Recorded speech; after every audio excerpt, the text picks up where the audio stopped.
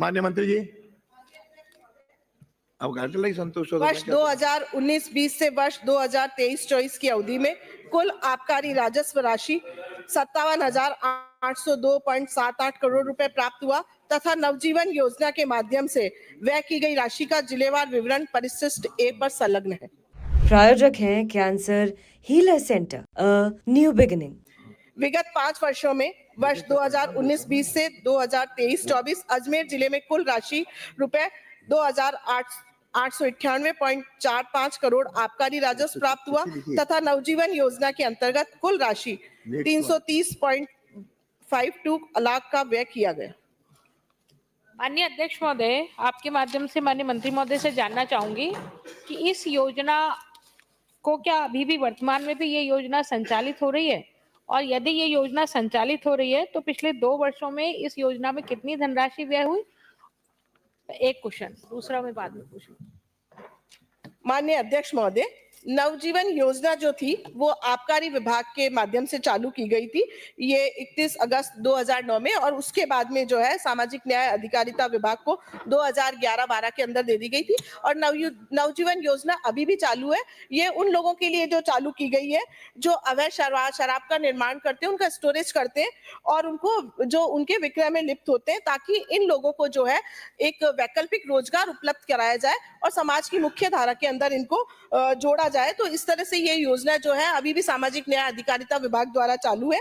जहां तक अजमेर जिले के लिए माननीय सदस्य ने पूछा है, अजमेर जिले में 2019-20 से 2023-24 तक 3.30 करोड़ रुपए का व्यय हुआ। 2024-25 में राज्य के बजट के अंदर जो प्रोविजन रखा गया था वो 6.83 करोड़ रुपए का दिया था और राज्य में 4.34 करोड़ रुपए खर्च हुए और अजमेर में जो है 19.66 लाख रुपए खर्च हुए।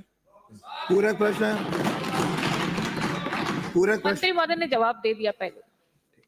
अगला प्रश्न है प्रश्न संख्या 101। कालीचरण जी। माननीय मंत्री जी। की संख्या का जिलेवार विवरण परिशिष्ट ए पर संलग्न है।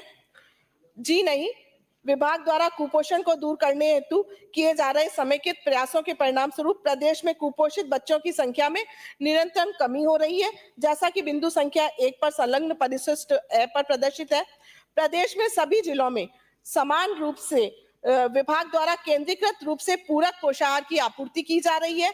पूरक पोषाहार की जो रेसिपियां हैं वो भारत सरकार द्वारा जो निर्धारित वित्तीय एवं पोषणीय मापदंड है उनके अनुसार तय की गई है। विभाग द्वारा उपलब्ध कराया जा रहा पूरक पोषाहार जो है वो माइक्रोन्यूट्रिएंट फोर्टिफाइड एवं गुणवत्तापूर्ण है। पूरक पोषाहार की गुणवत्ता सुनिश्चित करने हेतु प्रयोगशाला जांच के उपरांत ही आपूर्ति सुनिश्चित की जाती है। पोषाहार की गुणवत्ता सुनिश्चित करने के लिए नमूनों की प्रयोगशाला जांच 5 स्तरों पर की जाती है, जिसमें पहला है पोषाहार उत्पादन स्तर पर ही इन हाउस लैब है। दूसरा, पोषाहार उत्पादनकर्ता द्वारा NABL अनुमोदित प्रयोगशाला से जांच की जाती है। फिर विभागीय अधिकारियों द्वारा भी उत्पादन स्थल से नमूने एकत्रित करके NABL अनुमोदित प्रयोगशाला से जांच की जाती है। कॉन्फेड द्वारा स्वयं के स्तर पर भी उत्पादन स्थल से नमूने एकत्रित कर NABL अनुमोदित प्रयोगशाला से जांच की जाती है और आंगनवाड़ी केंद्रों पर आपूर्ति के उपरांत विभागीय अधिकारियों द्वारा रैंडमली नमूने लिए जाते हैं और फिर NABL अनुमोदित प्रयोगशाला द्वारा जांच की जाती है और उक्त प्रयोगशाला जांचें पृथक NABL अनुमोदित प्रयोगशाला द्वारा कराई जा रही है। आंगनवाड़ी केंद्रों पर सही गुणवत्ता का ही पोषाहार स्वीकार करने का निर्देश भी दिए गए हैं। आपूर्ति के दौरान यदि गुणवत्ता में कमी देखी जाती है तो तुरंत सामग्री बदलवाकर प्राप्त की जाती है।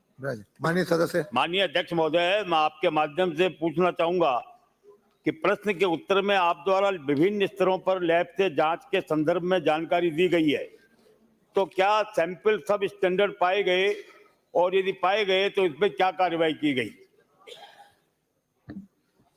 माननीय अध्यक्ष महोदय, ये सरकार की एक बहुत ही महत्वाकांक्षी योजना है और जैसा कि मैंने बताया कि 5 स्तर पर जो है इसमें लेबोरेटरी चेक की जाती है और यदि पोषाहार ये जो है वो अमानक पाए जाते हैं तो जरूर उसके ऊपर कार्रवाई की जाती है। यदि उसकी जांच कर ली जाती है और यह यदि अमानक पाए जाते हैं तो पूरी, यदि उसे यूज में नहीं लिया गया तो जो पूरा बैच है उसकी कॉस्ट का हम 5% उस पे पेनल्टी लगाए जाते हैं, और यदि वो यूज में नहीं लिया जाता तो उसका पूरा ही जो है उसको रिप्लेस किया जाता है। साथ ही अभी जैसे कि अध्यक्ष महोदय ने पूछा है कि क्या इस प्रकार की कोई जांच की गई है, तो मैं बता दूं आपको कि दिसंबर 2023 में जयपुर जिले में और जनवरी 2024 में भरतपुर जिले के अंदर कुछ नमूने लेकर जो हमारी राजकीय प्रयोगशालाएं थी उनमें हमने जांच करवाई थी, और कुछ 9 नमूने जो थे वो अमानक पाए गए, और इस संबंध में विभाग द्वारा कार्रवाई करते हुए 44,72,000 रुपए की पेनल्टी भी आपूर्तिकर्ता पर लगाई गई है। ठीक, माननीय सदस्य दूसरा कोई हो गया, धन्यवाद। अगला प्रश्न श्री शांति धारीवाल।